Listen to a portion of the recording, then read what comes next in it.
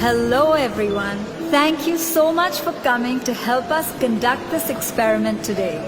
We were of different ages. We were made to stand in a line. Now I'm gonna ask you a bunch of questions.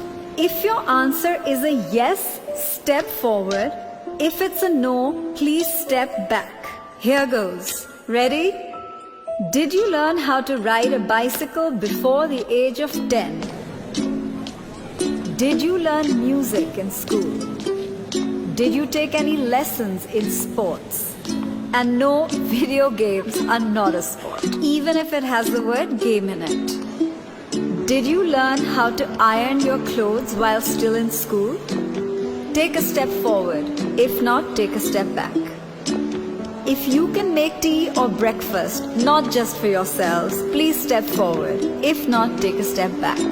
In the beginning, I think the questions were more general. People were still going forward and backward.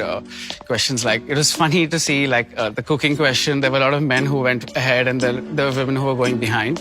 Do you usually make all the household bill payments yourself?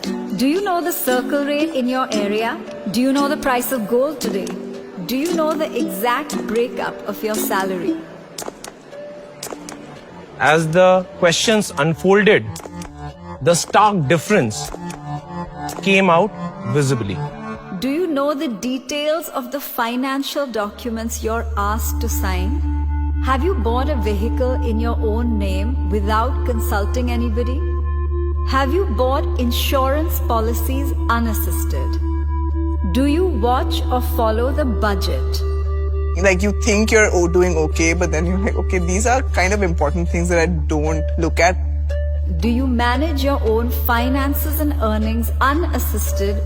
Do you know how to invest in mutual funds? Do you know the difference between a mutual fund and an SIP? Do you make the investments for your family members or your spouse? Do you file your own income tax return?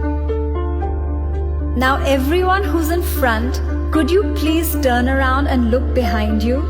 Initially when you guys started moving, there wasn't such a big gap. My question is, when did this gap start to occur? The minute the questions became about managing money, the gap between men and women became very clear and evident. Women handling certain responsibilities regarding their own life, which were always passed on to someone else in the family or the men. There was a slight unfairness I realized at that time. But at that point, it seemed normal. I was upset.